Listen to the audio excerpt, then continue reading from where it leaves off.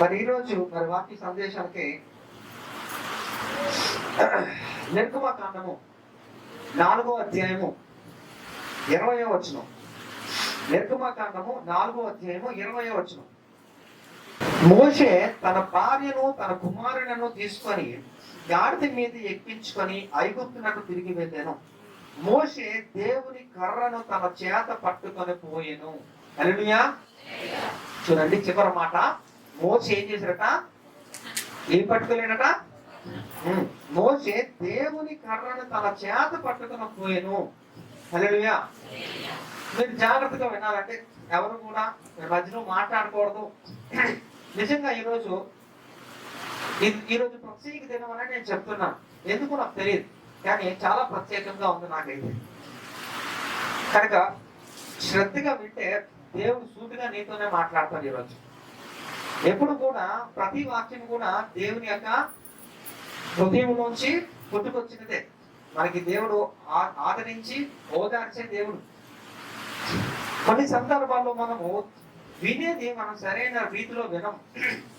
అందువలన అది నాకు అర్థం కాలేదండి అని ఇలాంటి పిచ్చి మాటలు మాట్లాడడానికి కారణం ఏంటంటే నువ్వు సరిగ్గా వినలేదు, శ్రద్ధతో వినలేదు.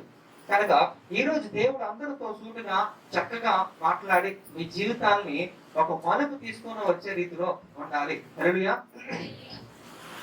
ఇక్కడ మనం గమనించిన మాట 4:20లో నిర్గమకాండంలో చివరి మాట చూస్తే మోషే దేవుని కర్రను తన చేత పట్టుకొని పోయాడట. ఇక్కడ దేవుడు దైవజనుడైన మోషేని ఐగుప్తుకి పంపాడు కదండి. పంపాడే లేదా? మీరు నాతో పాటు రెస్పాండ్ అవ్వాలి. నేను సైలెంట్ గా ఉన్నామన్నది ఎంత వాస్తవమో, నాతో పాటు నేను ప్రశ్న వేసినప్పుడు దానికి సమాధానం చెప్పడం కూడా సంస్కారం కదా, చెప్పాలి కూడా. కాబట్టి ఇక్కడ మోషేని దైవజనుడు ఆయన మోషేని దేవుడు ఏ విధముగా ఐగుప్తికి పంపాడో సేవకులను కూడా దేవుడు అలానే పంపాడు. అయితే ఇందులో విచిత్రము విడ్డూరం ఏంటుందండి? దేవుడు ఐగుప్తికి మోషేని పంపాడంటే సేవకులు పంపిస్తే అందులో పెద్ద మాట్లాడుకోదగ్గ విషయం ఏంటి అని మీకు అనిపించవచ్చు. కానీ యాక్చువల్ గా Egypt is eagerly waiting to kill Moses. తెలుసా మీకు సంగతి? ఎందుకంటే ఐగుప్తు దేశము ఈ యొక్క ఫరో ఏం చేస్తున్నాడట? ఈ యొక్క మోషేని చంపడానికి ఆయన ఎదురు చూస్తున్నాడు. ఎందుకు చంపాలనుకుంటున్నాడు? ఎందుకంటే ఈ ఐగుప్తుడిని ఏం చేశాడట? మోషే ఒక్కడిని చంపేసి పాతి పెట్టేసి ఆయన పారిపోయాడు. కాబట్టి అలాంటి వ్యక్తి గురించి వెతకుండా ఉంటారా? కోపం లేకుండా ఉంటారా? ఖచ్చితంగా కోపంగా ఉంటాం. ఇప్పుడు మీ ఇంటి నుంచి ఏదైనా ఒక విలువైన వస్తువుని మీకు తెలిసిన వారు, మీ స్నేహితులు లాంటి వారు, మీ బంధువులు లేకపోతే ఎవరన్నా సరే ఏదైనా సరే వస్తువుని అపహరించారనుకోండి, తీసుకుపోయారు అనుకోండి, కనబడకుండా పోతానని అనుకోండి, వాడి మీద మీకు ప్రేమ ఉంటుందా కోపం ఉంటుందా? చెప్పాలి. కోపమే ఉంటుంది కదా. కోపం ఉంటుంది. ఇంకా వాడికి కనిపిస్తే కొట్టేద్దాం, తిట్టేద్దాం అని నానా రకాలుగా ఆలోచిస్తారు. అలాంటిది ఇక్కడ ఒక మనిషిని చంపేశాడు, మరో సైనికుడిని చంపేశాడు. చంపేసి వెళ్ళిపోయిన వ్యక్తి మీద మోషే మీద ఫరో ప్రేమ కలిగి ఉంటాడా? జాలి కలిగి ఉంటాడా? ప్రేమ జాలి అనేది కలిగి ఉంటాడు. కానీ అనేది కోపం ఉంటుంది, ఖచ్చితంగా ఉంటాడు. అయితే అలాంటి స్థలానికి మరలా దేవుడు ఏంటంటాడట? మోషేని నువ్వు ఐగుప్తుకు తిరుగు వెళ్ళు అని చెబుతున్నాడు అక్కడ. అయితే ఇక్కడ మోషేని దేవుడు రమ్మని పిలుస్తున్నాడు. ఎక్కడికట? ఐగుప్తుకి పంపించడానికి. ఎందుకంటే నా పక్షమున ఫరోతో నువ్వు మాట్లాడు, ఇంకా నేను చెప్పవలసిన మాటలన్నీ కూడా నీ ద్వారా నేను మాట్లాడాలనుకుంటున్నాను అంటున్నాడు. అయితే అంతేకాదు, ఈ ఇశ్రాయేలు ప్రజలు, నా ప్రజలు ఐగుప్తులో ఉన్న వారందరికీ కూడా వారితో కూడా నా పక్షాన నువ్వు మాట్లాడాలి. నా పక్షాన ఫరోతో మాట్లాడవలసింది నువ్వే, నా పక్షాన ఈ యొక్క ఇశ్రాయేలు ప్రజలతో మాట్లాడవలసింది కూడా నువ్వే అని అక్కడ ఆయన చెప్తున్నాడు. అంటే ఏకకాలంలో ఏం చేయాలట? 2 పరిచర్యలు చేయాలి ఇక మోషే. అంటే ఈ ఫరోకి బెదిరించవలసినది బెదిరించాలి, ఈ యొక్క ఇశ్రాయేలు ప్రజల్ని ఆదరించవలసినది ఈ యొక్క ఆదరించాలి. హల్లెలూయా. అంటే దైవజనుడి యొక్క పని అంత సులువైనది కాదండి. కొంతమందిని బెదిరించాలి, కొంతమందిని ఆదరించాలి. అయితే అలాంటి యొక్క పరిస్థితుల్లో ఇక మోషే ఉన్నాడు. అలాంటి మోషేని ఏం చేస్తున్నట్ట? దేవుడు పిలుస్తున్నాడు ఎక్కడికి? ఐగుప్తుకు వెళ్ళమని. మరి ఇలాగా కొంతమందిని గద్దించాలి, కొంతమందిని ఆదరించాలి అంటున్నప్పుడు మరి కొంతమంది పిచ్చోళ్ళు ఎందుకు అలా చెప్తారు? ఎప్పుడు ఆదరించాలట. మరి ఎప్పుడు ఆదరించాలంటే చర్చ ఏమన్నా ఉయ్యారుగా ఏ చూపడానికి? అలాగా కాదు. ఇది శిక్ష, ఇది విద్య, ఇది ఒక పాఠశాల. కాబట్టి దేవుడు గర్దిస్తాడు, దేవుడు ఆదరిస్తాడు. కాబట్టి దైవజనుడు చేయవలసిన పని కూడా ఆదరించాల్సినప్పుడు ఆదరించాలి, గద్దించవలసినప్పుడు గద్దించాలి, క్రమశిక్షణ నేర్పించాల్సింది కూడా దైవజనుడే. కాబట్టి మోషే దేవుడు చెప్తున్నాడు అనమాట, నువ్వు నా పక్షాన ఫరోతో మాట్లాడాలి, ఆయనకి అర్థమైనట్టు చెప్పాలి, ఆయన బెదిరించాల్సిన అవసరం కూడా ఉంది. అట్ ద సేమ్ టైం నువ్వేం చేయాలా? నా ప్రజలందరినీ కూడా నువ్వు ఆదరించాలి అని దేవుడు ఆయనకి చెప్తున్నాడు.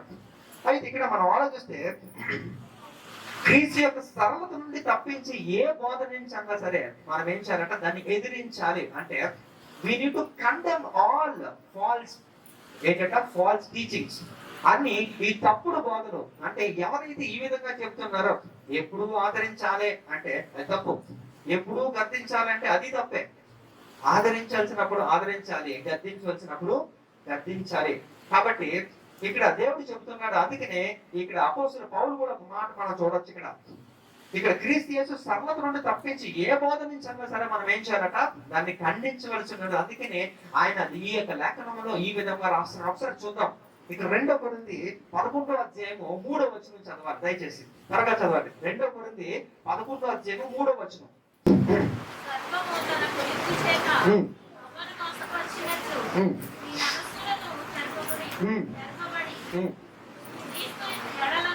క్రీస్తు ఎడలనున్న సరళత నుండి, పవిత్రత నుండి ఎట్లయినను తొలగిపోదునేమోనని భయపడుతున్నాడట. ఎవరండి? అపోస్తలుడైన పౌలు. కాబట్టి సాతాను అనేవాడు ఎప్పుడు ఏం చేస్తాడట? మనకు నడవడికని చెరపడమే వాడి యొక్క ఉద్దేశం. ఎప్పుడు కూడా నిన్ను సరిగ్గా ఉంచడాడు, క్రీస్తులో నుంచి నిన్ను ఏ విధంగా తప్పించాలి. అయితే ఈ తప్పుడు బోధలు అన్నా అవ్వచ్చు, లేకపోతే లేనిది ఉన్నట్టు చెప్పడం కూడా, ఇవన్నీ కూడా తప్పే. కాబట్టి ఇక్కడ when God was speaking to Moses, he has given them many excuses కదా. అంటే ఇక దేవుడు మోషేతో మాట్లాడుతున్నప్పుడు అనేకమైన ముంటి సాకులు చెబుతున్నాడు. నేను మాట్లాడలేను, నువ్వు ఎవరు, నీ దేవుడు ఎవరు అని అడిగితే నీ దేవుడి పేరు కూడా తెలియకుండా వచ్చేసావా అని నన్ను ప్రశ్నిస్తారు. నాకు భయం వేస్తుంది. నీకు తెలుసా, నాకు నోటి మాంద్యం కలవాడును, నాకు నత్తు ఉంది, ఆమె stammering guy, I couldn't speak fluently అని ఈ విధమైన ఒక కుంటి సాకులు అని చెప్తున్నాడు. వాస్తవంగా మోషేని తయారు చేసింది ఎవరండి? హల్లెలూయా. మరి మోషేకి ఏమి ఉందో తెలీదా? మోషే మాట్లాడగలదా లేదో దేవునికి తెలీదా? తెలుసు. ఆయన మోషేనే కాదు, ఇక్కడ కూర్చున్న వారందరినీ కూడా ఆయన తయారు చేశాడు. హల్లెలూయా. మరి ఇక్కడ చూడండి, నిర్గమకాండం 3వ అధ్యాయం 15వ వచనంలో కూడా ఒకసారి చూడండి త్వరగా. నిర్గమకాండం 3:15.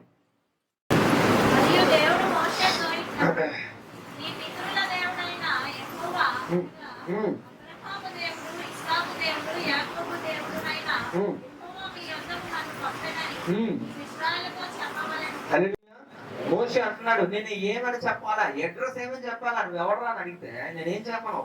ఏం చెప్తున్నాడు దేవుడు? అబ్రహాము, ఇస్సాకు, యాకోబుల దేవుడు, నీ పితరుల దేవుడు అని చెప్పు అని ఆయన చెబుతున్నప్పుడు ఇవన్నీ కూడా చెప్తున్నాడు. అయితే ఆయన అయినప్పటికీ కూడా కన్విన్స్ అవ్వలేకపోతున్నాడు మోషే. దేవుడు ఎన్నో చెప్తున్నాడు కానీ మోషే మాత్రం కన్విన్స్ కాలేకపోతున్నాడు. కానీ ఇక్కడ నేను ఎలా వెళ్ళాలి, నాకు చేతన అవ్వట్లేదు ప్రభువా అని ఆయన చెప్తున్నప్పుడు ఇక్కడ సింపుల్ గా ఒక మాట చెప్పాడు. అరే సరే, నీ చేతిలో ఏమో కర్ర ఉందంటే ఆ కర్ర కింద పడే అంటే అలా కింద పడే, కానీ అదేమైపోయిందట? పాము అయిపోయింది. ఆ పాము అయిపోయిన కర్రని మళ్ళా తాకు పట్టుకోమంటే తాకు పట్టుకుంటే మళ్ళీ అదేమైపోయిందట? కర్ర అయిపోయింది. ఇది చాలు, వెళ్ళు అని మోషేని దేవుడు ధైర్యపరుస్తూ ఆయన ముందుకు పంపిస్తున్నాడు. ఇది పట్టుకెళ్ళమంటున్నప్పుడు నిన్ను దేవుడు పంపాలనుకుంటున్నాడు ఆయన. నువ్వు వాళ్ళు అడిగితే ఈ యొక్క కార్యం చేయి, ఈ ఫరో దగ్గర ఇది నువ్వు ప్రదర్శించు అని చెప్పి నేను చెబుతున్నాడు. అయితే నేను అంటాను ఇక్కడ, ఆ దెబ్బకు ఫరో మారిపోతాడు, ఆయన పంపిస్తాడు అని అడిగా దేవుడు చెప్పడం అయితే చెప్పాడు. కానీ ఈయన మాత్రం ఏం చేస్తున్నాడట? అయితే చూడండి, మనమైతే ఏదైనా సమస్య వచ్చింది అనుకోండి, మన హృదయంలో రాత్రంతా ఆలోచించేస్తుంటాం, మనకి నిద్ర ఉండదు, జుట్టు పీక్కొని ఇంకా ఏదో సర్వము కోల్పోయినట్టుగా మనం ఉంటూ ఉంటాం ఆ సమస్యను బట్టి. కానీ ఆ సమస్యను దేవుడి దగ్గరికి తీసుకొని వెళ్ళినప్పుడు దానికి ఒక చిన్నది మాత్రమే చెప్తాడు, చిన్న ఆన్సర్ చెప్తాడు అంతే. మోషేని దేవుడు ఎక్కడికి వెళ్ళమంటాడు? ఐగుప్తుకి వెళ్ళమంటే ఆయన అమ్మో అక్కడికి వెళ్తే నన్ను చంపేస్తారు, నేను మాట్లాడలేను, నా కోసం ఎదురు చూస్తున్నారు అని ఇవన్నీ చెప్తుంటే దేవుడు అవన్నీ విని ఒక మాట చెప్పాడు, నీ చేతిలో ఉన్నది కింద పడే. అంటే మన సమస్య ఎప్పుడు కూడా ఇంత పెద్దగా ఉంటుందండి, కానీ ఆ సమస్యకి ఎప్పుడు కూడా దేవుడి దగ్గర నుంచి వచ్చేది మాత్రం చిన్న జవాబు. ఈ ప్రశ్న పెద్దదే కానీ జవాబు మాత్రం చాలా చిన్నగా ఉంటాం. హల్లెలూయా, అది దేవుని స్టైల్. హల్లెలూయా. కాబట్టి ఈయన ఎన్నో ఆలోచన చేస్తున్నాడు, నేను వెళ్తే నాకేమవుతుందని, కానీ దేవుడు మాత్రం ఒక సింపుల్ గా చెప్పేశాడు, నా కర్ర పడేసేళ్ళు. ఎందుకంటే ఆయన శైలిలో ఆయన చేసినప్పుడు, ఆయన స్థాయికి తగినట్టుగా చేసినప్పుడు అందులో కిక్కే వేరు. హల్లెలూయా.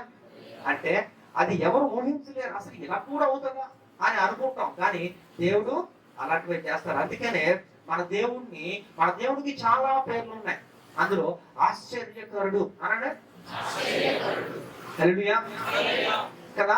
ఆశ్చర్యకరమైన కార్యాలు చేసేవాడే మన దేవుడు. అతను ఎవరు కాదు, ఆయన అక్కడే నజరేయుడైన యేసు.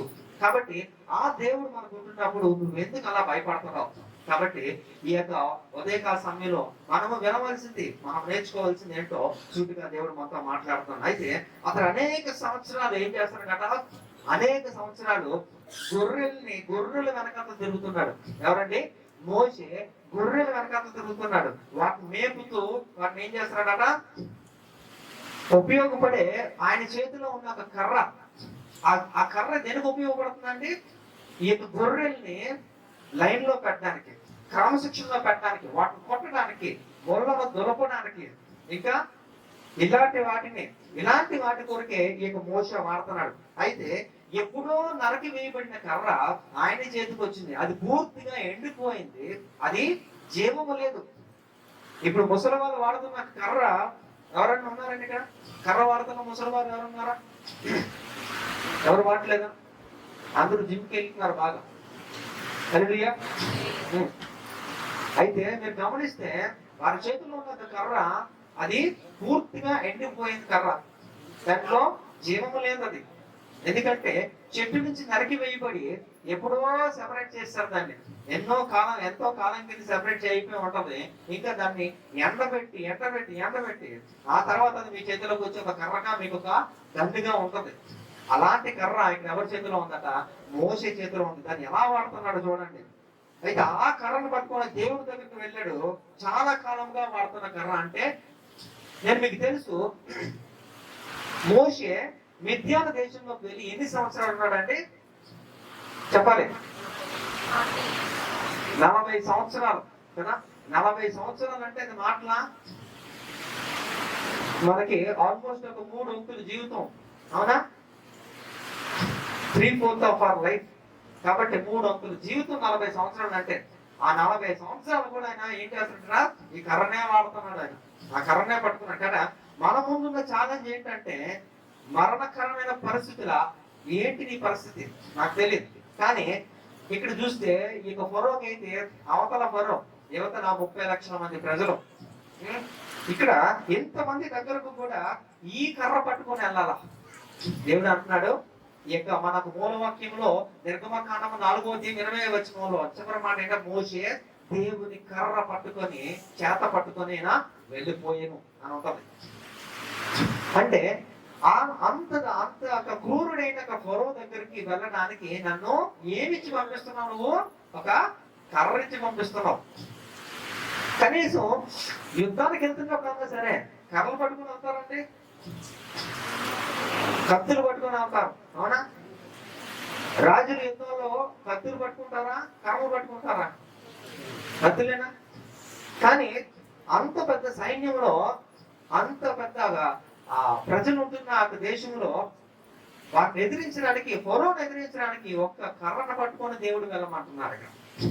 కాబట్టి ఇక్కడ మనం ఆలోచిస్తే మనకు చాలా సడన్ గా మనం భయం వేస్తుంటది ఒక్కోసారి.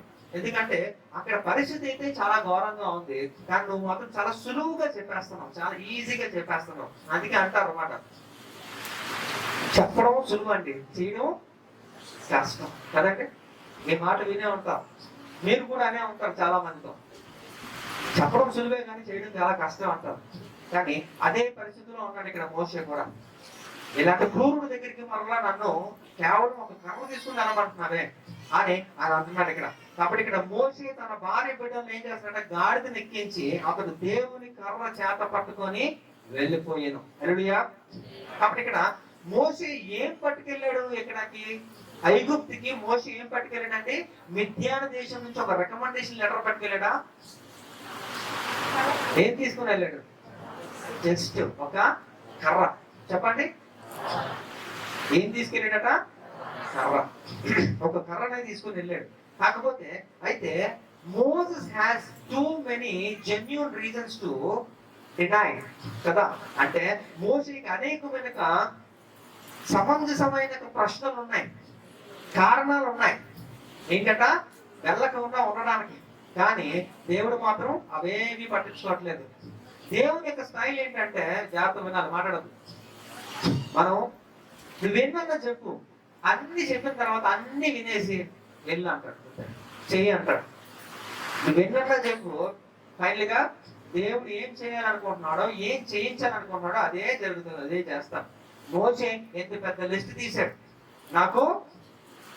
నాకు చేత కాదు, నాకు భయం వేస్తుంది, వారు అడిగితే మీ దేవుడు ఎవరని అడిగితే నేనేం చెప్పాలి అని వివిధ రకాలుగా ఆయన కుంటి సాకులు చెబుతున్నప్పుడు దేవుడు అన్నాడు నా కర్ర తీసుకోలేను. హల్లెలూయా. ఒక్కటే చెప్పాడు దేవుడు. అంటే ఫైనల్ గా వద్దు అన్నాడా, వెళ్ళమన్నాడా? ఎన్నో చెప్పు. అసలు ఎందుకు ఆ కారణాలు ఎందుకు చెబుతాం మనం? ఎందుకు కారణాలు చెబుతాం? ఎందుకంటే మనం వెళ్ళకూడదు కనుక, నాకు ఇష్టం లేదు కనుక, మనం తప్పించుకోవడానికి మనం ఇవన్నీ ప్రయత్నాలు చేస్తాం. కానీ దేవుడు కుదరదు, అన్ని నేను చూసుకుంటాను వెళ్ళు అని. ఇక్కడ మోషేకి దేవుడు అదే చెప్తున్నాడు ఇక్కడ. అందుకనే ఈ మాట చాలా బాగా నచ్చుతుంది నాకు. చివరి మాట మనక మూలవాక్యంలో 4:20 నిర్మాకాండంలో అని ఏంటట, మోషే దేవుని కర్ర చేత పట్టుకొని పోయేను. హల్లెలూయా. అయితే ఇక్కడ నా క్వశ్చన్ ఏంటంటే, నా మొదటి ప్రశ్న ఇక్కడ, ఇది మోషే దాదాపుగా ఒక 40 సంవత్సరాల నుంచి వాడుతున్నాడు కదా ఆ కర్ర. ఆ కర్ర దేనికి వాడుతున్నాడో కూడా ఇప్పుడు మనం మాట్లాడుకున్నాం. అలాంటి కర్ర, అది మోషే దగ్గర ఉన్న కర్ర. మోషే దాన్ని నిత్యము వాడుతున్నాడు. ఈ గొర్రెలను కాయడానికి వాడుతున్నాడు, ఆ ముళ్ళను దులపడానికి వాడుతున్నాడు. ఈ చిన్న చిన్నగా పాము వస్తే పావును కొట్టి చంపడానికి వాడుతున్న కర్ర అది మోషే కర్ర కదా, అవునా కదా? అది మోషే దగ్గర ఉంది కదా. ఆయన అలసిపోయి ఉంటే ఆ కర్ర మీద సేద తీర్చడానికి అన్నమాట. కొన్ని సందర్భాల్లో కర్ర మీద కూడా ఆనుకొని ఉంటారు, చూసారా? పశువులు కాపర్లు కానీ గొర్రెలు కాపర్లు కానీ మీరు చూసారా? కొన్ని సందర్భాల్లో మంచి స్టైల్ పొజిషన్ లో ఉంటాడు అనమాట. అలాగే హీరో కూడా అలా ఇవ్వలేడేమో అంత పొజిషన్ కదా, అలా ఆనుకొని ఉంటాడు అనమాట. అలాగా ఈ మోషే కూడా ఆనుకునే కర్రే కదా, అది మోషే కర్రే కదా. మరి అలాంటి మోషే కర్ర అన్నప్పుడు ఎలా ఇది దేవుని కర్రగా మారింది? అది నా ప్రశ్న. అదే కదా ఇందాక మనం మూలవాక్యంలో మోషే దేవుని కర్ర చేత పట్టుకొని వెళ్ళిపోయాను అని ఉందా? అది మోషే కర్ర 40 సంవత్సరాల నుంచి వాడుతున్నాడు అంటే ఇప్పుడు అకస్మాత్తుగా దేవుని కర్ర కింద ఎలా మారిపోయింది? ఎప్పుడన్నా ఆలోచించారా? కాబట్టి ఇక్కడ దానిని యేసు ప్రభు వారు ఇప్పుడు తీసుకురమ్మంటున్నారు. ఏంటట? ఆ కర్రని తీసుకురమ్మంటున్నారు. ఇక్కడ మనం ఆలోచిస్తే నీకున్నది ఏంటి నాన్న అని దేవుడు అడిగితే నువ్వు ఏం చెప్పాలి? నాకున్నది ఇది అని చెప్పాలి కదా. నీకున్నది ఏంటి? నీకేం వచ్చు అదే తీసుకురా. నీకు లేదు నేను అడగట్లేదు, నీకున్నదే నువ్వు తీసుకొని రా. కాబట్టి దేవుడు మనల్ని ప్రశ్నిస్తున్నప్పుడు నీకున్నదే నువ్వు తీసుకొని రా అని దేవుడు మనల్ని అడుగుతున్నాడు. అయితే ఇప్పటి వరకు కూడా దేని బట్టి నువ్వు నీ యొక్క జీవితాన్ని కొనసాగించావు ముందుకి. ఇక్కడ దేవుడు అంటున్నాడు అదే తీసుకొని రా ముందుకి. హల్లెలూయా.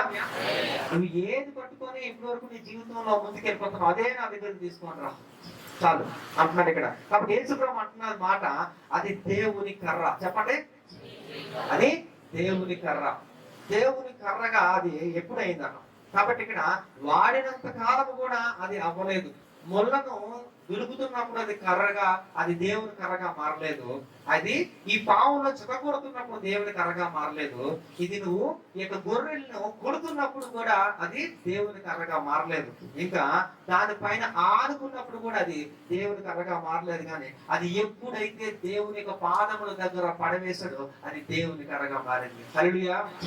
కాబట్టి దేవుడు మాతో మాట్లాడుతున్న మాట ఏంటంటే, ఈ రోజు నీవు కలిగి ఉన్న వాటిది ఏదైతే ఉందో, నువ్వు ఏదైతే కలిగి ఉన్నావో వాటిని ఏంటట, అది దేవుని దగ్గర పెట్టమంటున్నాడు. అది నీ స్వరమా, అది నీ ధనమా, అది నీ దేహమా, అది నీ చేతులా, అది నీ తలాంతులా, ఏదైనప్పటికీ కూడా ఈ రోజు నువ్వు దేవుని దగ్గర పడవేయగలిగితే అది దేవునిదిగా మారిపోతుంది. హల్లెలూయా.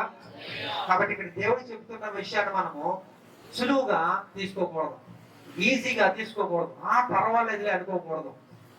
మనం దేవుని మాటని శ్రద్ధగా ఆలకించాలి. కాబట్టి ఇక్కడ దేవుని కర్రతో మోషే వెళ్ళాడంటే అది మధ్యాకాశం నుంచి రాలేదండి, అది దేవలోకం నుంచి రాలేదు. కానీ అది ఎక్కడి నుంచి వచ్చిందట?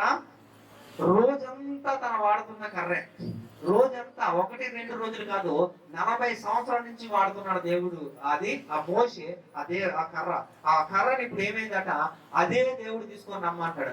ఆ కర్రని ఆయన తీసుకొని వెళ్ళి ఆయన పాదాల దగ్గర పెట్టేసినప్పుడు అదేమైపోయిందట, దేవుని కర్రగా మారిపోయింది. హల్లెలూయా. కాబట్టి ఇక్కడ నువ్వు అప్పగించుకోకపోతే, నేను ఇదివరకు కూడా మాట్లాడాను, అప్పగించుకున్న వారికి వచ్చినాక ఆశీర్వాదాల గురించి మాట్లాడారు. నిన్ను నువ్వు సంపూర్ణంగా నువ్వు దేవునికి అప్పగించుకోగలిగితే దేవుడు ఒక అద్భుతాన్ని చేస్తాడు. కాబట్టి చాలా మంది ఇది నా జ్ఞానము, నా తెలివి, నా బలము అని అన్ని నా నా నా అంత సెల్ఫే అయి కదా, నేను అన్నది చచ్చిపోతే తప్ప నువ్వు బ్రతకలేవు. హల్లెలూయా. కాబట్టి ఇక్కడ దేవుడు చెప్తున్నాడు, ఇవన్నీ కూడా ఏంటంట, ఇలాంటి చెత్త అంతా కూడా తీసేసి నిన్ను నువ్వు సేమ్ ఎలా ఉన్నావు అలాగ దేవుని దగ్గరికి వెళ్ళి పడిపోవాలి. ఈ యొక్క మోషే వాడుతున్న కర్ర దేవుని కర్రగా మారడానికి కారణం ఏంటంటే, ఆ కర్రని మోషే ఏం చేశాడట, తీసుకెళ్లి పడేశాడు, దేవుని దగ్గర పడేశాడు. అంటే ఇక్కడ మోషే సకల విద్యల్లో ప్రావీణ్యత సంపాదించాడు. అనండి, మోషే సకల విద్యలో ప్రావీణ్యుడట. ఆయనకి తెలియదంటే ఏమీ లేదు, అన్ని తెలుసు, అన్ని శాస్త్రాలు కూడా చదివిన వాడే. అలాంటి వాటిని కూడా అవేమి నాకు వద్దురా, అవన్నీ వేస్ట్ అని చెప్పేసి దేవుడు రాజనీతి శాస్త్రము, తత్వశాస్త్రము, యుద్ధ శాస్త్రము అన్ని తెలిస్తే అన్ని వదిలేసి ఆయన ఎక్కడ పంపించాడు, విద్యానికి పంపించి అక్కడ అంతా కూడా అని ఇలా కలుసుకోవడమే. ఈ గొర్రెల వెనకాతల ఏం చేస్తున్నాడట, ఇలాగా అని ఇలా పిలుచుకోవడమే. ఈ గొర్రెలతో ఈ వాటితో కర్ర పట్టుకొని ఏం చేస్తున్నాడట, అలా తిరుగుతున్నాడు. అంటే ఎంత జ్ఞానవంతుడు మోషే, సకల విద్యలో ప్రావీణ్యుడు కదా. మరి ఈ జ్ఞానం ఏది కూడా ఒక్కడు కూడా దేవుడు వాడలేదే. ఎందుకంటే దేవుడు అలాంటి చెత్త వాడు. ఇవంతా కూడా ఈ లోక సంబంధమైన జ్ఞానం అండి. హల్లెలూయా. కాబట్టి దేవుడు అలాంటి వాటిని వాడి ఆశ్చర్యాన్ని సృష్టించనండి. దేవుడు ఎప్పుడు కూడా లేని దాంట్లోనే, అందుకే దేవుడు ఈ యొక్క భూమిని కూడా శూన్యములో నుంచే సమస్తము చేసిన దేవుడు. హల్లెలూయా. కాబట్టి నీలో ఏమీ లేదని అనుకుంటున్నావేమో, కానీ నీలోంచి సమస్తము చేస్తాడు దేవుడు. హల్లెలూయా. కాబట్టి ఇక మోషే అంత జ్ఞానవంతుడైనప్పటికీ కూడా కేవలం 40 సంవత్సరాలు గొర్రెల వెనక తిరిగేటట్టు చేశాడు దేవుడు. ఆ వాటి వెనకాలనే తిరుగుకుంటూ ఆయనకు ఉన్నదంతా మర్చిపోయినంత వరకు కూడా ఆయన వాడుకోలేదు ఆయన. హల్లెలూయా. మోషే జ్ఞానవంతుడు కాదా, ఆయనకు అన్నీ తెలుసు కదా.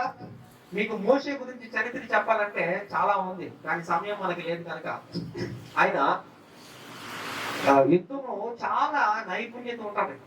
ఆయనకున్న టెక్నిక్స్ ఆ కాలంలోనే ఎంత టెక్నిక్స్ అంటే అడ్వాన్స్డ్ టెక్నిక్స్ వాడేవాడట ఆయన. ఒక సర్పాన్ని కొన్ని బొట్టలు తెప్పించి, ఆ బొట్టలు, ఎందుకంటే ఐగుప్తులోని కొన్ని సర్పాలు చాలా ప్రాముఖ్యమైనవి, చాలా విషపూరితమైనవి, అవి ఎగురుతాయి అన్నమాట, చాలా దూరం ఎగురుతాయి. అలాంటి సర్పాల్ని చాలా మేకగా పట్టించి ఒక బొట్టలో పెట్టి, ఆ బొట్టలను ఏం చేశారట, అందరు సైనికులందరూ కూడా భుజాల మీద పెట్టుకొని అలాగా ఒడ్డు దగ్గరికి వెళ్ళేవారట. ఆ నది దగ్గరికి వెళ్ళి, ఆ నది అవతల నుంచి ఉంటున్న రాజ్యం వారు యువతలకు వచ్చేటప్పుడట ఆ బొట్టలు తీసి పావులను విసిరేవారట. అదొక స్టైల్, అదొక పద్ధతి.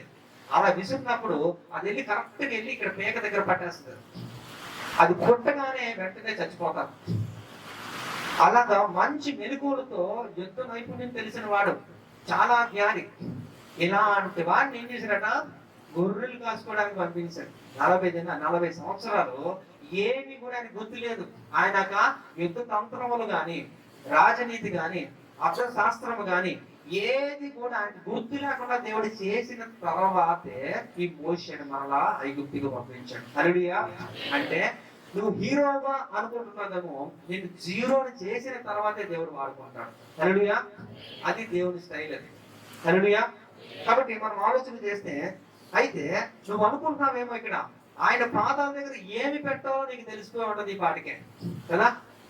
మోషే అంతటి వాడే ఏం చేశాడట, ఆ కర్రని తీసుకుని వెళ్ళి దేవుని పాదాల దగ్గర పెట్టాడు. అది పెట్టిన తర్వాత ఆ పరిస్థితి మారిపోయింది.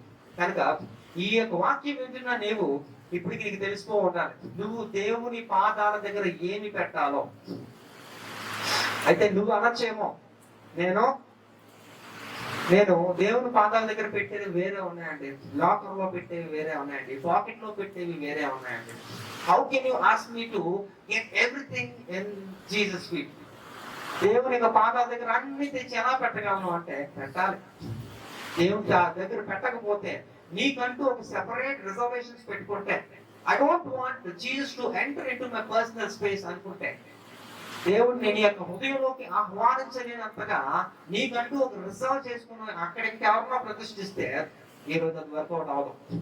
ఒకవేళ మోషే గాని అలా అనుకుంటే, నీకు తెలియదా దేవా నా గురించి ఎలా మాట్లాడుతున్నారు అందరూ కూడా, సకల విద్యల్లో ప్రావీణ్యత అంటే అది మామూలు కాదు అంటే, నువ్వు ఏ శాస్త్రం గురించి అడిగినా సరే మోషే చెప్పగల సామర్థ్యతలకు దేవుడు నడిపించాడు. అలాంటి జ్ఞానవంతుల్ని ఏం చేశారట, అవన్నీ కూడా మర్చిపోయేటట్టు చేశాడు దేవుడు. కాబట్టి ఈ రోజు నీకున్న తెలివి, జ్ఞానము, ధనము, సంపద ఏంటో నాకు తెలియదు, కానీ అవన్నీ కూడా నువ్వేం చేయాలట, నువ్వు దేవుని దగ్గర పెట్టగలగాలి. హల్లెలూయా.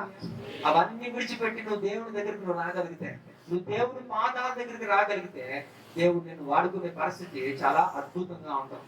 హల్లెలూయా. కాబట్టి ఇక్కడ మనం ఆలోచన చేస్తే, నీ చేతిలో ఉన్నది ఏదైనప్పటికీ కూడా ఈ రోజు ఒక సేవకుడిగా నేను చెప్తున్నాను, అది దేవుని పాదాల దగ్గర పెట్టండి. కాబట్టి ఇక్కడ ఏదైనప్పటికీ కూడా అది మామూలు కర్ర అని నువ్వు అనుకుంటున్నావు, కానీ ఆయన మాట చొప్పున ఆ కర్ర కాస్త పాముగా అయిపోయింది. హల్లెలూయా. అది నిజంగా వాస్తవంగా మామూలు కర్రే, అవునా? మోషే 40 సంవత్సరాలు వాడినంత కాలము కూడా అది కామన్ గా అందరూ వాడే కర్రే. అది ఏ విధంగా ఉపయోగిస్తారో అదే విధంగా ఉపయోగపడుతుంది. కానీ ఎప్పుడైతే మోషే దేవుని యొక్క పాదాల దగ్గర పెట్టాడో, ఆ కర్రకి వచ్చిన ఘనత వేరు. హల్లెలూయా. కాబట్టి ఇక్కడ ఒక మంచి మాట మీకు జ్ఞాపకం చేయాలనుకుంటున్నాను. ఇక్కడ దేవుడు ఎవరిని పంపినా, ఎవరిని ఎక్కడికి పంపించాలనుకున్నా సరే వట్టి చేతులతో ఎప్పుడు కూడా పంపడం. ఒకసారి చూద్దాం. ఇక్కడ 1 కొరింథీ 12వ అధ్యాయం 7వ వచనం ఒకరు చదవండి. 1 పేతురు 4వ అధ్యాయం 10వ వచనం చదవండి ఒకరు. 1 కొరింథీ 12:7, 1 పేతురు 4:10.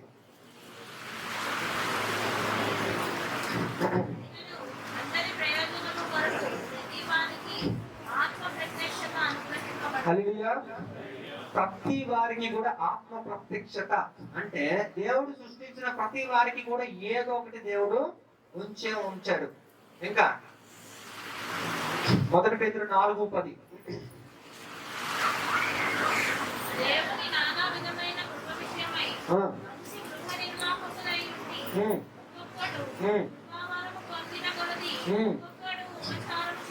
కదా, ఎప్పుడు ఉపచారం చేస్తారట పొందుతున్న వారు అంటే, అందరికీ కూడా ఏదో ఒక తలాంటి దేవుడు ఇచ్చాడు. అది ఇచ్చినప్పుడే దేవుడు ఈ మాటలు మాట్లాడతాడు. అంటే ఇక్కడ మోషేను కూడా వట్టిగా పంపించడం ఆయనకి ఇష్టం లేదు. ఆయన అన్ని మర్చిపోయి ఉండొచ్చు, కానీ ఇక్కడ ఏమంటాడట ఆయన, నువ్వు నీ దగ్గర ఏముంది ఇప్పుడు అంటే, కర్ర తప్ప ఏమీ లేదు, ఆ కర్రతోనే అన్ని కూడా చేస్తున్నాడు, ఆ కర్రే నా దగ్గర తీసుకొని రా అని దేవుడు ఆ కర్రనే అడిగాడు, ఆయన వచ్చాడు. కాబట్టి ఇక్కడ మనం ఆలోచన చేస్తే పరిచర్య కూడా అపోస్తలిక్ ఇక్కడ పరిచర్య కూడా ఆయన ఏది ఇవ్వకుండా దేవుని యొక్క సువార్తని, దేవుని యొక్క రాజ్యం విస్తరించడానికి అపోస్తుల యొక్క బోధనని వాళ్ళకి వినిపించకుండా పంపించలేదు. అంటే దేవుడు ఏది చేసినా సరే న్యాయబద్ధంగా చేస్తాడు, అన్యాయస్తుడు కాదు. ఆయన అబద్ధం ఆడడానికి ఆయన నరుడు కాదు. కనుక ఆయన అన్ని కూడా సక్రమంగా చేసే దేవుడు. ఏమి చేయలేని దేవుడు అని మీరు అనుకుంటున్నారేమో, కానీ ఆయన సమస్తము కూడా చేయగలడు. కాబట్టి ఇక్కడ ఈ రోజు నిన్ను చంపగొడుతున్న ఫరో దగ్గరికి నిన్ను దేవుడు పంపిస్తున్నాడు. నన్ను పంపిస్తున్నావు ఫరో దగ్గరికి, నన్ను ఖాతరు చేయని జనాల దగ్గరికి పంపిస్తాను. ఎందుకంటే మోషేని ఎవరు కూడా వినలేదు, మోషే మాట కూడా ఎవరు కూడా వినలేదు. అలాంటి వారి దగ్గరికి నన్ను పంపిస్తున్నావా, అంత భయంకరమైన స్థలానికి అని మోషే ఎంతెంతో బాధపడిపోతున్నాడు. కానీ దేవుడు చెప్పిన మాట ఒక్కటే ఏంటట, దేవుని కర్ర మోషే చేత పట్టుకొని వెళ్ళిపోయాను. ఒక్క కర్ర తీసుకున్నాడు, ఆయన అలాగా వెళ్ళిపోతున్నాడు. అయితే ఇక్కడ అంటాను, మీరు అనుకోవచ్చు, I don't have a single rupee in my hand అంటే నా చేతిలో ఒక్క పైసా కూడా లేదు, ఒక్క రూపాయి కూడా లేదు అంటే ఇట్స్ ఓకే, నో ప్రాబ్లం, లేకపోయినా పర్వాలేదు. కానీ నీ చేతిలో ఉండవలసింది ఏంటట, కర్ర. హల్లెలూయా. నీ చేతిలో ఏముండాలట, కర్ర ఉండాలట. కర్ర ఉండాలని దేవుడు చెప్తున్నాడు ఇక్కడ. అయితే నాకు అసలు ఎక్స్పీరియన్సే లేదండి, నాకు అసలు జ్ఞానమే లేదండి అంటే పర్వాలేదు. ఇక్కడ నేను 0% ఎబిలిటీ, నాకు అసలు సామర్థ్యత అనేదే లేదు, అస్సలు లేదంటే అయినా పర్వాలేదు. నీకు జ్ఞానం లేకపోయినా, నీకు సామర్థ్యత లేకపోయినా, నీకు చదువు లేకపోయినా, నీ ధనం లేకపోయినా, ఇక్కడ దేవుడు అంటాడట, నా కర్ర తీసుకొని వెళ్ళు. హల్లెలూయా. దేవుడు చెప్పేది ఏంటట, ఒక కర్ర తీసుకొని వెళ్ళమంటున్నాడు.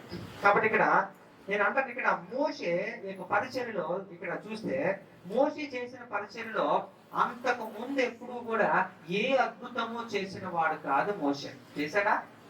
ఐగుప్తుకు వెళ్ళలేనంత వరకు కూడా ఆయన ఏదైనా అద్భుతం చేశాడా? మిద్యాన దేశంలో ఈ 40 సంవత్సరాల్లో ఒక్క అద్భుతమైనా చేశాడా?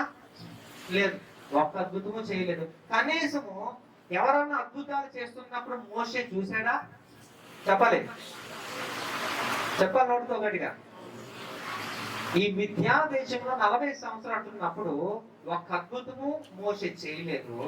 తర్వాత ఒక్క అద్భుతము కూడా ఫలానా దైవజనుడు చేస్తున్నప్పుడు నేను చూశాను అన్న రికార్డ్స్ కూడా మనకి లేవు. అంటే ఒక అద్భుతము చేయలేదు, ఒక్క అద్భుతము కూడా చూడలేదు. కానీ ఇక్కడ ఐగుప్తుకు వెళ్ళిన తర్వాత మోషే ఎన్ని అద్భుతాలు చేశాడండి. హల్లెలూయా. మరి డు యు రిక్వైర్ ఎక్స్పీరియన్స్? మీకు ఏం కావాలా? అనుభవం కావాలా? అనుభవం అవసరం లేదు. అయితే మీరు ఇప్పుడు మన తరంలో మనం చూస్తే ఎంతో మంది దైవజనులు ముందు మనం పెరిగాం, ఎంతో మంది దైవజనులు ఈ అద్భుతములు చేయడం చూస్తున్నాం, అవునా? అంటే మీరు ఎంత మంది ద్వారా మీరు చూస్తూ పొందుకుంటూ మీరు వెళ్తున్నారు. కానీ మోషే మాత్రం అలాంటి ఏ అనుభవం లేకుండా అనేక అద్భుతములు ఈ యొక్క కర్ర ద్వారా చేశాడు. హల్లెలూయా. కాబట్టి అలాంటి పరిచర్య, మోషే పరిచర్య ఎలా ఉంటే తడబడకుండా బీభత్సమైన పరిచర్య చేశాడట. ఏం చేశాడట? ఆయన కర్ర తీసుకున్నాడు, ఆయన అన్ని కూడా కేవలం ఆ కర్రతోనే చేశాడు. దేవుడు ఎప్పుడు ఆ కర్ర తీసుకుని, ఆ కర్ర చాపు, ఆ కర్ర దీని మీద చాపు, ఆ కర్రతో ఇది చేయి అది చేయి అని చెప్పి సమస్తము కూడా మోషేని దేవుడు ఆజ్ఞాపిస్తున్నాడు. కేవలం కర్రనే వాడుతున్నాడు. అక్కడ ఇంకేది వాడినట్టు ఏం కనబడలేదే, ఆయనకి ఏమైనా ఎక్స్పీరియన్స్ కూడా లేదే, ఆయన ఏది చేయలేదు, అంతకుముందు ఏది చూడలేదు. కానీ ఇక్కడ అన్ని కూడా ఎవడు చేయలేని అద్భుతములన్నీ కూడా మోషేనే చేస్తున్నాడు. ఇక్కడ హల్లెలూయా. ఎలా చేస్తున్నాడు అంటే ఇక్కడ నేను అంటాను, ఇక్కడ అదంతా కూడా దేవుని యొక్క పాదాల దగ్గరికి తీసుకొని వచ్చాడు మోషే. హల్లెలూయా. కాబట్టి నువ్వు అనుకోవచ్చు, నాకు ఎక్స్పీరియన్స్ లేదండి, నాకు అనుభవం లేదు, నేనేం చేయగలను అని మీరు అనుకోవచ్చు. కానీ దేవుడు అంటున్నాడు, నీకున్నదేంటి అది నా దగ్గరికి తీసుకొని రా, చాలు.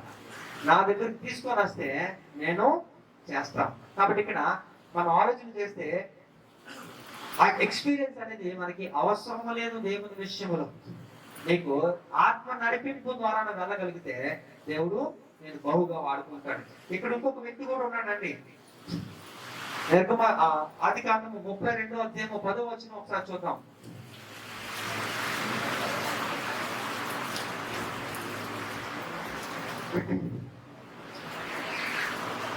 ఆదికాండం 32:10. చేసిన సమస్తమైన ఉపకారములకును సమస్త సత్యములకును అపాత్రులను ఎట్లనగా నా చేతి కర్రతో మాత్రమే ఈ యోధాను దాటితిని. ఇప్పుడు నేను 2 గుంపులైతిని. నా సహోదరుడైన ఏశావు చేతి నుండి దయచేసి నన్ను తప్పించుము. అతడు వచ్చి పిల్లలతో తల్లిని నన్ను చంపునేమో అని అతను భయపడుచున్నాను. హల్లెలూయా. ఇక్కడ మనం ఆలోచన చేస్తే ఇక్కడ యాకోబు కూడా ఏం చేస్తాడట, ఆయన కూడా వట్టి కర్రతో వెళ్తున్నాడు అక్కడికి. వట్టి కొరత వెళ్ళాడట, 2 గుంపులు అయ్యాడట, అక్కడ కూడా వచ్చాడట. కానీ అప్పటికి ముందు వెళ్ళినప్పుడు వట్టి కర్రే, ఇప్పుడు కూడా వట్టి కర్రే మోషే. ఎవరిది? యాకోబుది. ఎందుకంటే అది మొట్టికాయలు వేసుకోవడానికి తప్ప ఎందుకు పనిచేయదు. ఎందుకంటే ఇక్కడ ఆయన దేవుడి దగ్గర పెట్టలేదు, ఆయన మోషే యాకోబు దేవుడి దగ్గర పెట్టలేదు ఇక్కడ. కానీ ఇక్కడ మనం ఆలోచన చేస్తే ఇక్కడ ఎప్పుడు కూడా అసలు వాస్తవంగా ఈ యాకోబు కంటూ ప్రత్యేకంగా యాకోబును బట్టి దేవుడు ఏమి చెప్పిన మాటలు మనకి ఎక్కువ కనబడవు. ఎప్పుడు కూడా మీ తాతగారి వలన నువ్వు ఆశీర్వదింపబడ్డావు, మీ నాన్నగారి వలన నువ్వు ఆశీర్వదింపబడ్డావు, మీ తల్లి వలన నువ్వు ఆశీర్వదింపబడ్డావు. మరి నీ వల్ల ఏంటి? అవునండి, మా తాతగారు చాలా పరిచయం చేశారండి అబ్రహాము, మా నాన్నగారు చాలా మంచి ప్రార్థన చేశారండి ఇస్సాక్ గారు, మా అమ్మ రెబక కన్నీటి ప్రార్థన వల్ల నేను ఎలాగున్నా. మరి నీ వల్ల ఏం జరిగింది? నీ వల్ల ఏమీ కూడా లేదు. అసలు నేను ఎప్పుడూ నేను చంపేద్దాం అనుకున్నాను కదా, కానీ నీ యొక్క తాతకి ఇచ్చిన నిబంధన బట్టి నేను వదిలేశాను. అంటే ఎప్పుడు కూడా నువ్వు 600-700 బతికిపోవడమే కానీ నీ మొహం బట్టి నువ్వు ఎప్పుడు బతకలేదు. ఇక్కడ యాకోబుకి దేవుడు అది చెప్తున్నాడు. ముందు కూడా ఏం చేశాడట, ఒక కర్రతో ఆయన అక్కడికి వచ్చాడట, ఆ తర్వాత 2 గుంపులు అయింది. అప్పుడు కూడా అప్పుడున్న కర్ర ఏదో ఇప్పుడు కూడా అదే కర్ర. కానీ నేను అంటాను ఇక్కడ, ఎప్పుడైతే నీ చేతిలో ఉన్నది దేవుని యొక్క పాదాల దగ్గర పెడతావో దేవుని హృదయంలో ఉన్నది నీదవుద్ది. హల్లెలూయా. అంటే దేవుడు ఎప్పుడు కూడా ప్రతి వారి గురించి ఒక ప్రత్యేకమైన ఒక ప్రణాళిక కలిగి ఉంటాడు. అది చేయాలంటే నువ్వు దేవుని యొక్క పాదాల దగ్గర సమర్పించాలి. హల్లెలూయా. అప్పుడు దేవుని హృదయంలో ఏదైతే ఉందో నీ పట్ల అది దేవుడు నీ యొక్క జీవితంలో నెరవేరుస్తాడు. కానీ ఇక్కడ చాలా మంది ఏం చేస్తారంటే వారు అన్ని సమర్పించుకోవడానికి ఇష్టపడరు. కొన్ని నేను ఇస్తాను, ఎందుకంటే పనికి రానివన్నీ కూడా నేను దేవునికి ఇస్తాను కదా. పనికి రాని చెత్త అంతా నీ కాలు దగ్గర వేస్తాను, దేవుడు బిఎంసి వరకల్లా ఎత్తుకుంటాడు అంతా కూడా. సరేనా? ఆ చెత్త పొట్టలు వేసుకొని దేవుడు బారేస్తూ ఉంటాడు. శ్రేష్టమైనది ఏది మీరు దేవునికి ఇవ్వరు. కానీ నీ యొక్క మధ్యాహ్న కాల సమయంలో నేను మీకు చెప్పేది ఏంటంటే, నీ యవ్వనాన్ని దేవునికి, హల్లెలూయా, నీ తలాంతుని దేవునికి, నీకున్న సమస్తము కూడా నువ్వు దేవుని పాదాల చెంత పెట్టగలిగితే అది దేవుడిది అవుతుంది. అప్పుడు దేవుని శైలిలో దేవుడు వాడతాడు. హల్లెలూయా. కానీ నీకు మాత్రం నువ్వెప్పుడు కూడా నాకు ఇంట్లోనే పెట్టుకుంటాను, అన్ని నీకున్నవన్నీ కూడా నీ దగ్గర పెట్టుకుంటావు. కానీ పాట మాత్రం నువ్వు రావాలేసయ్యా, నువ్వు కావాలేసయ్యా అని పాడితే ఏమి వర్కౌట్ అవుతాను, వేస్ట్. నువ్వు ఇవ్వవలసినది నువ్వు దేవునికి పెట్టగలిగితే, నువ్వు సమర్పించవలసినది దేవుని పాదాల దగ్గర పెట్టగలిగితే అది దేవుడిది అవుతుంది. నీది దేవుడిదైతే అది వేరే అవుతుంది. అంటే అది దానికంటూ ఒక కొత్త శైలిలో, ఒక కొత్త విధానంలో దేవుడు దానికి రూపాన్ని ఇస్తాడు. హల్లెలూయా. అందుకని చూడండి, దేవుడు ఎప్పుడు కూడా దేవుడు వచ్చినది ఎందుకు అంటే మనకు తెలుసు. లూకా సువార్త 19:10 ఏంటట, నశించిన దాన్ని వెతికి రక్షించుటకు మనిషి కుమారుడు ఈ లోకానికి వచ్చాడు. అంటే దేవుడు ఎప్పుడు కూడా నశించిపోతున్న వారి గురించి ఆయన ప్రయాసపడుతున్నాడు, వస్తున్నాడు.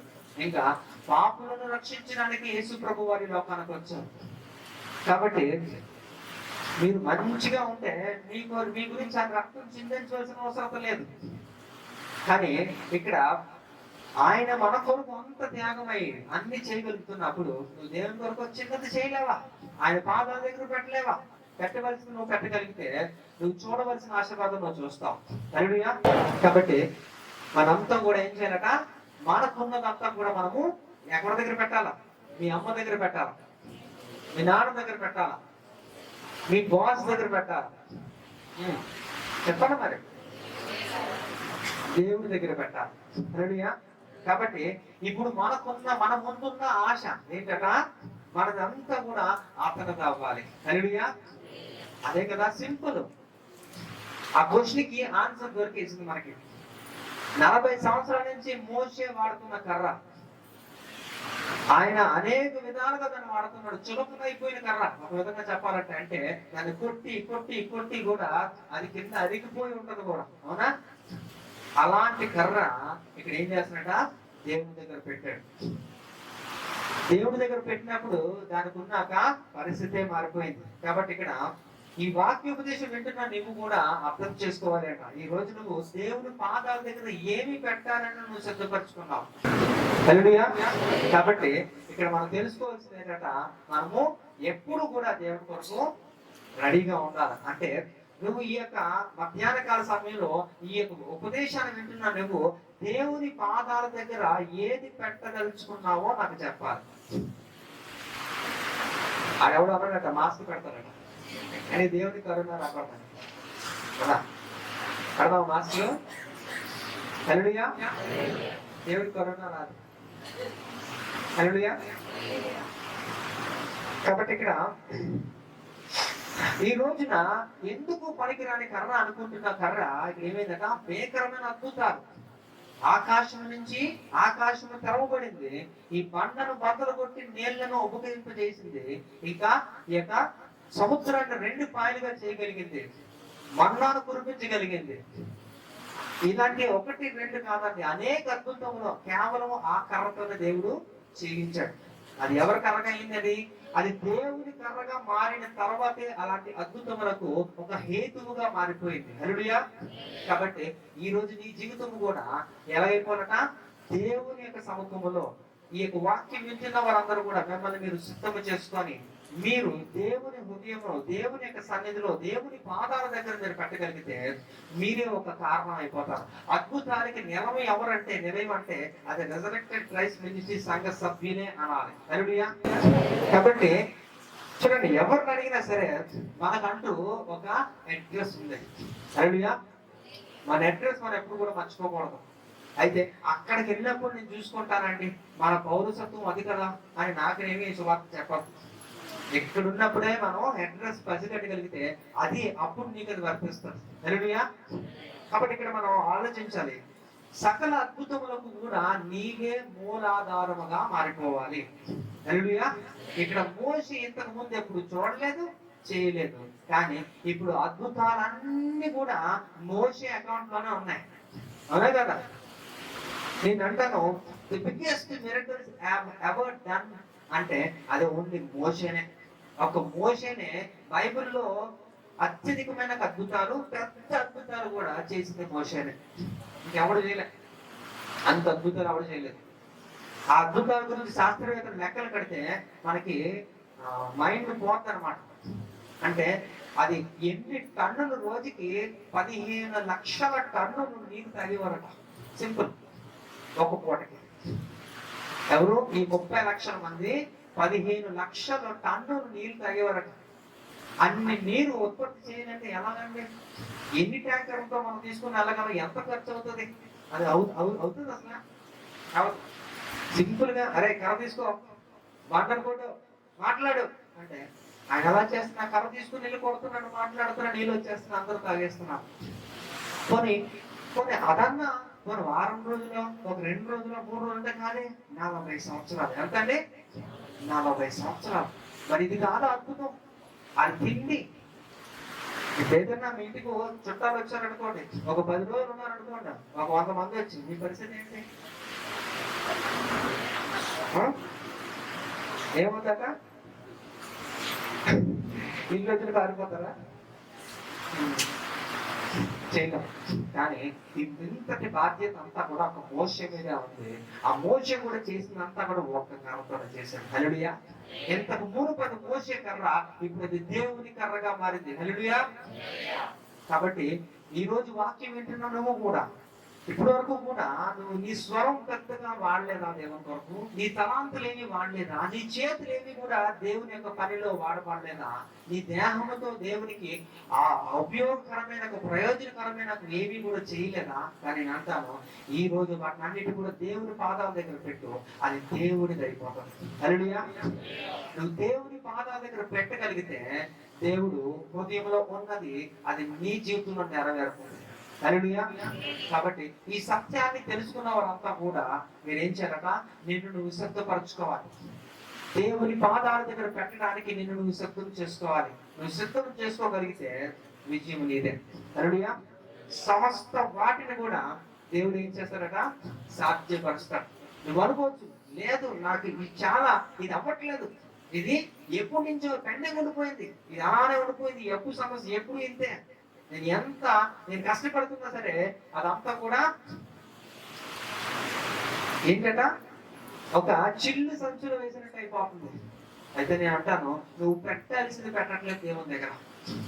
నువ్వు దేవుడి కన్నా ఎక్కువగా ఇంకేదో చేసుకుంటూ ఇంకెక్కడో పెడుతున్నావేమో. కానీ ఈరోజు వాక్యం వింటున్నా నువ్వు దేవుని యొక్క పాదాల దగ్గర పెట్టగలిగితే నీది దేవునిది అవుతుంది. హల్లెలూయా. అందుకనే ఈ రాత్రి నేను ఈ యొక్క వాక్యం చదువుతున్నప్పుడు నాకు చాలా ఎన్లైట్మెంట్ అయ్యింది. రాత్రి నిజంగా చాలా టైర్డ్ అయిపోయాం, చాలా బలహీనంగా అనిపించింది, కళ్ళు మంటలు వచ్చేస్తున్నాయి, చదవడానికి అవ్వట్లేదు. కానీ ఈ వాక్యాన్ని నేను ఒకసారి పరిశీలన చేసినప్పుడు నాకు చాలా షాక్ అయిన ఒకసారి. ఎందుకంటే మోషే దేవుని కర్ర చేత పట్టుకొని వెళ్ళను అన్న మాట నాకు కదిలించింది. అందుకని ఈ రోజు కర్ర గురించి నేను చెప్పడానికి నిశ్చయించుకున్నాను. ఎట్లాగా ఎందుకంటే అది మోషే వాడుతున్న కర్ర కదా మోషేనే కదా 40 సంవత్సరాలు వాడాడు. ఆ కర్ర దేవుని కర్ర ఎప్పుడైపోయిందంటే అప్పుడు ఆలోచన చేస్తే పరిశుద్ధాత్మ దేవుడు నాకు ఇచ్చిన సందేశం ఏంటంటే అది దేవుని దగ్గర పెట్టాడు కాబట్టి. హల్లెలూయా. ఈ రోజు యొక్క వాక్యం వింటున్నాడు, నువ్వు కూడా దేవుని పాదాల దగ్గర పెట్టడం నేర్చుకో. అది దేవునిగా మారిపోతుంది. దేవుని హృదయంలో ఉన్నది అది నీదైపోతుంది. హల్లెలూయా. చాలు, ఎందుకంటే సమయం ఎక్కువ లేదు కనుక ఇక వాక్యం మీ వినికిడిలో ఫలించిన కాక.